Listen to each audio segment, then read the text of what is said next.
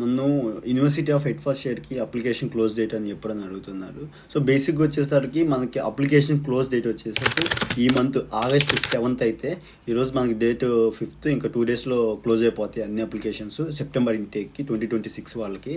And మళ్ళీ ఇంకోటి ఏంటంటే ఇప్పుడు ఎవరైతే అప్లికేషన్ వేసారో వాళ్ళకి ఇప్పుడు డిపాజిట్ పే చేస్తారు కదా, ఇనిషియల్ డిపాజిట్, అది వచ్చేసి డెడ్ లైన్ వచ్చేసి మనకి August 14 అయితే ఉంది. And cash release date dead line వచ్చేసి August 24th అయితే ఉంది. సో ఇంతే. ఇంకా ఎవరన్నా ఇంకా హెడ్ ఫస్ట్ ఇయర్ యూనివర్సిటీకి అప్లై చేసుకున్న వాళ్ళు కానీ చేసుకుంటున్న వాళ్ళు కానీ ఉంటే August 7th అయితే క్లోజ్ అయిపోతాయి. ఇనిషియల్ డిపాజిట్ వచ్చేసి మనకి 14th అయితే క్లోజ్ అయ్యింది, August 14, 2026. క్యాష్ డెడ్ లైన్ వచ్చేసి మనకి August 24, 2026.